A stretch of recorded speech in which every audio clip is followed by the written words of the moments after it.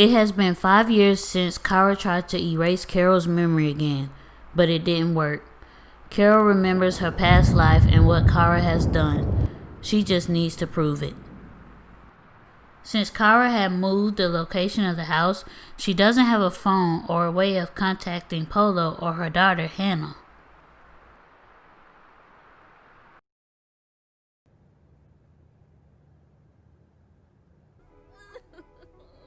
Hannah knew that the woman she saw was her mother.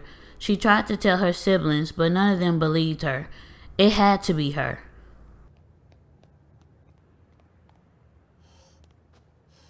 She was reading a book outside when she overheard this man on the phone asking if someone had found a missing woman that had fit her mother's description. Hannah waited for him to get off the phone and said she saw that woman 5 years ago but thought it was a dream. Polo asked her how she knew Carol, and Hannah told him she was her mother. They spoke for hours. Hannah told Polo about Carol's old life, and Polo told her how they met. When they thought about it, they really didn't have a clue about where Carol might be or if she was still alive. The next day, while the arena girls were eating breakfast, Carol had told Cara she saw on the news about a statue at the local library. The arena girls left immediately.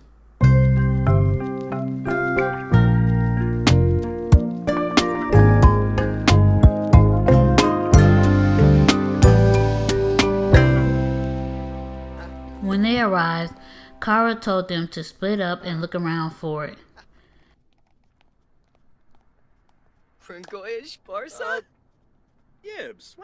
Carol took this opportunity to at least look Cara up and see if there were any articles about her. Luckily, Carol saw an article from 60 years ago. It was about a plastic surgeon who died in a car accident with his young assistant. Carol saw the picture of Cara and her husband and understood her problem. Cara was obsessed with being young after her husband was having an affair. Perhaps if Carol could help Cara find love, she might be able to free herself. Doing that might be difficult, but Carol didn't have another way. The arena girls had a small community garden that they hoped would bring in some elder women, but it didn't. But they were still there from time to time. Carol was planting when a man came in asking for the person who runs the community garden. Carol told him that her sister Cara did and told him where to find her. Carol saw Cara talking with the man and thought things may be working out for her.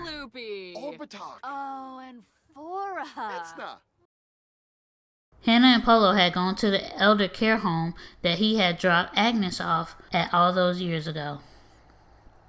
At the time, Agnes wouldn't talk to Polo or the police once she returned, so Polo was hoping that she would talk to Hannah.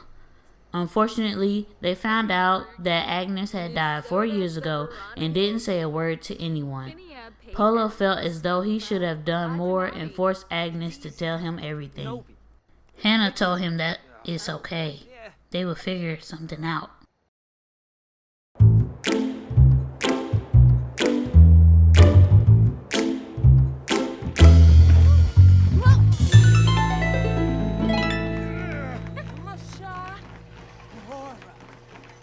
Luck was on Carol's side for once, as the man had showed up at the gym and went straight to Cara. Carol just had to be patient, and she may have a way out. Later that night, Carol saw Cara drinking on the patio and wanted to know if something was wrong. Cara blurted that she couldn't love again and will need to let Manny down. She had invited him to the fall festival tomorrow, that way she can get things over with and get refocused. Not that Carol understood what love was. Carol just agreed.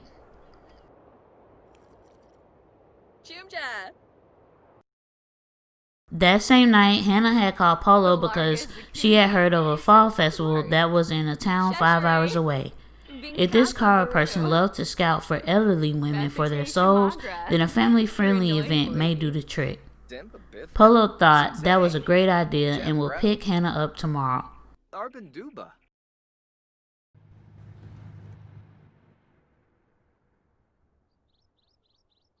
The next day, the arena girls had made their way to the fall festival.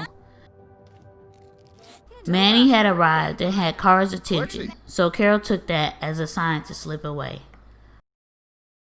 She went to the library that was down the street and this time looked herself up and saw that the authorities have closed her missing persons case.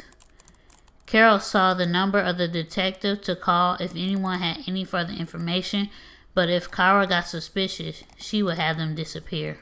Carol needed to handle her for good, but how? Hannah and Polo arrived at the festival, and Hannah wasn't sure about this anymore. It was a waste for them to have traveled so far. Polo told Hannah that Carol detailed on how Cara gets her next victim. She may be here. Carol was still researching but had no idea what she should be searching for. How do you get rid of someone that evil? Then it popped up while she was searching. It was a conspiracy site that said there's a witch living in a town called Glimmerbrook. The witch was green with a big nose and warts on her face. Carol got up from the computer as it was hopeless for her. No one was going to look for her and she was trapped. Cara was having such a good time with Manny that she lost track of the time and the girls. Manny asked if he could see her again, and before she could answer, Nikki came up to her and said there was no potential clients around. Carol was back and coming out of the bathroom when Cara had approached her. Cara asked if she saw anyone and Carol said no. Polo had saw Cara and told Hannah that the woman looked familiar. Hannah had wanted to talk to her, but Polo said it would be best if they followed them.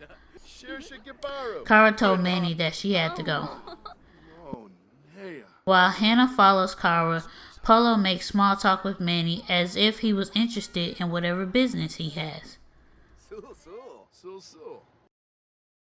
Once they were back at the house, Carol asked how things went with Manny because he might know of someone who has a statue.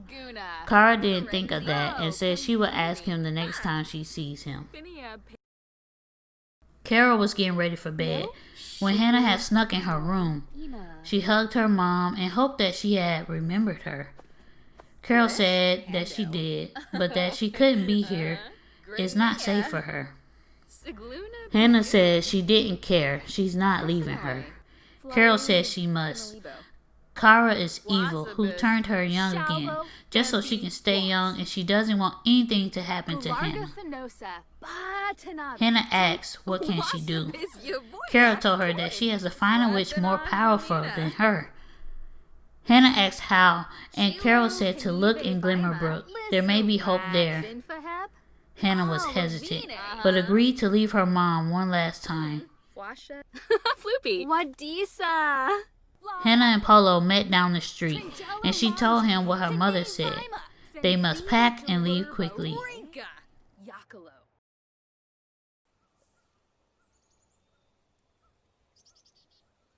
It took Hannah and Polo 2 days to get to Glimmerbrook. They stopped at a local bar and asked the bartender if there was a green witch with warts here. He didn't know what they were talking about and told them they should visit Naysani. She was one of the powerful witches in Glimmerbrook.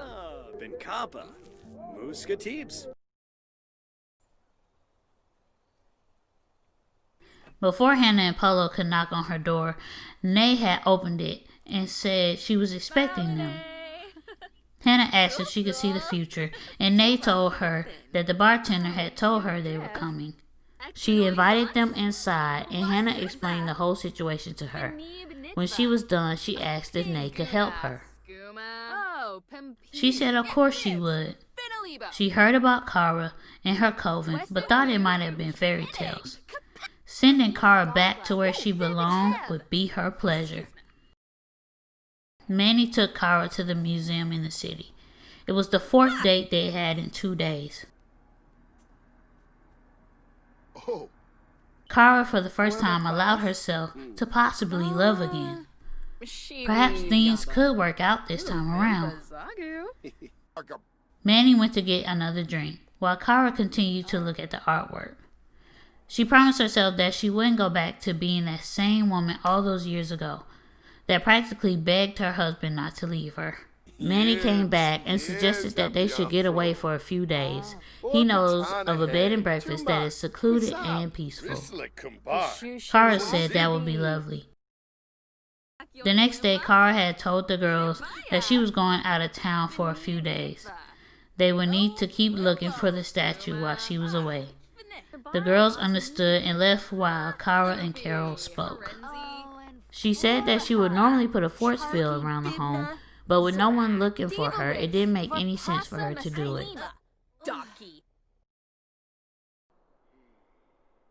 Manny and Cara arrived at the B&B, and Manny wanted to show her around. But Cara had something else in mind.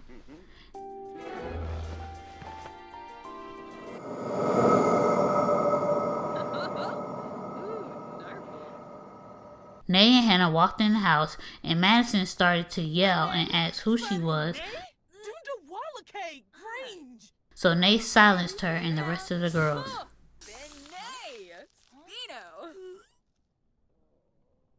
Hannah went to find her mother, who was in her room. She told her that she found a powerful witch who could help. Carol was happy to hear that, but was thinking about how she might not be able to return to her former self. Hannah told her that they will cross that bridge when they get to it. Carol saw Polo, and it was good to see him again. Polo told Carol that he wouldn't let her out of his sight a second time. Nay told them that she has located Cara and they should go now. Cara and Manny got a little snack from the kitchen, and he told her how happy he was that she was here with him. Cara was happy to be there as well. Manny started to ask Cara about her life, but she didn't want to talk about it, because she suddenly got a strange feeling that someone was around and looked outside. Hannah, Polo, Carol, and Nay was there waiting for her. Carol approached Cara and told her that her reign of terror was over and she won't be able to continue to use people anymore just because of her past.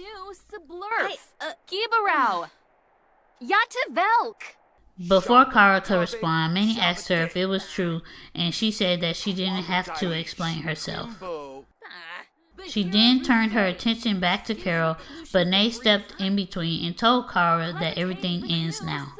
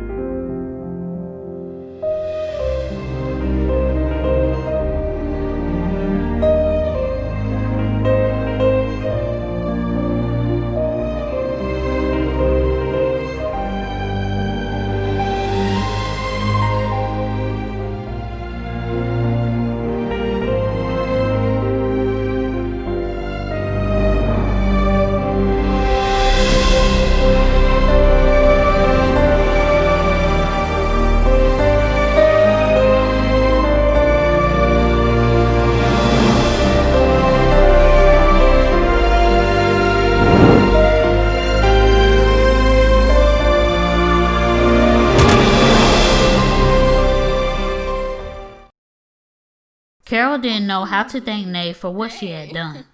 Nay said she didn't need any thanks and it was her pleasure, but that Carol should know that Cara's spell to make her young is unfortunately permanent. Carol was afraid of that, but understood. Polo had walked up to Carol and said that he can't imagine what she has gone through, but that he doesn't want to live without her, and if there was any way they could get a second chance.